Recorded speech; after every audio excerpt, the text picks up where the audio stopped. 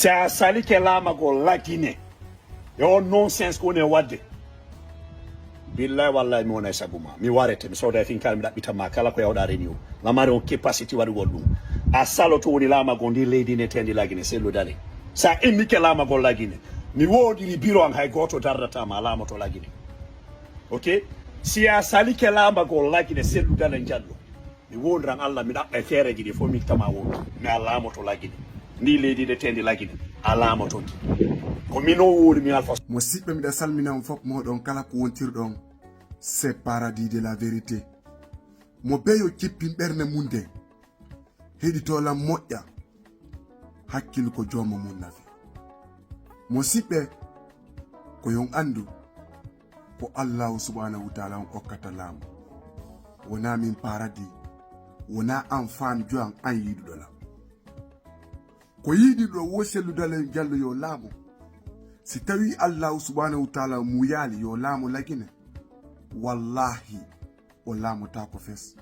parce que piiji din fop ko Allah subhanahu wa ta'ala on jogiti hidon fala hande selu dale jallo yo laamu lagine me ko yon andu selu dale jallo no ɓuri on faalede hande laamagol lagine sabuna fayɓe buy warama sabu makko fayɓe buy sokama sabu makko ko yon andu selu dalen jallo no ɓuri on faalede hande laamagol lagine musidɓe toroɗen allahu subhanahu wa ta'ala kala ko nafata en kala ko nafata ndi leydi yo Allah waɗan en ɗum ɗo si allahu subhanahu wa ta'ala o windanali selu dalen jallo fi laamagol lagine hayso ko lendin ƴettuɗon poɗuɗon ha memi kammungu wallahi waɗata few c'est paradis de la vérité parce que piiji ɗin fof ko allahu subhanahu wa ta'ala on jogiti buy wiyay no na Allah wona Allah mais musidɓe koyon andu hoɓɓe goo ƴettanoma naɓama ha ko fewno ndiyam wiyama yoɓe ƴaw ko baton ɓe lumbine ɓe naade Italie allahu subhanahu wa ta'ala on adda goɗɗum ko tawata kamɓe won ɓe yiltete ƴawɓe ɓen ɓen ɗon ɓe yaha ɓe lutta ɓe foɓɓoɓe ɓe maaya piiji ɗin ko allahu subhanahu wa ta'ala on jogiti hakkil ko jooma mum nafi hiɗon faala selludalen jallu yo laamu mais selludalen jallu no ɓuri on faalede hande laamagol lagine musidɓe ko ma jaɓon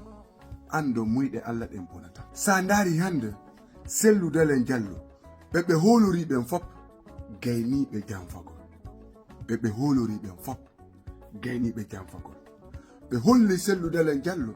général Mamadi Doumbouya yiɗamo si nangimo waɗaymo ɗum ɗo e ɗum ɗo e ɗum ɗo ɓe gayni ɓe sortimo koyɓe ɓe yeɓe wontide général Mamadi Doumbouya ɓe puusi selludalen jallo ko yaasi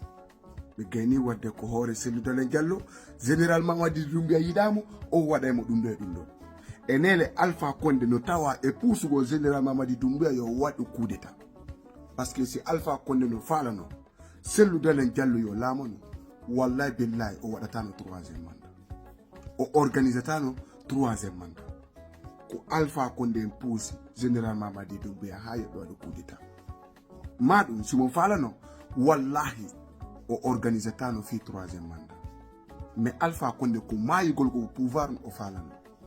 yo Allah hokkoren hakkille moƴƴude faamu sabuna hakkille ko jooma mum nafi c'est paradis de la vérité wiigol si selludalen jallo si salike laamagol lagine o ittete wonki o warete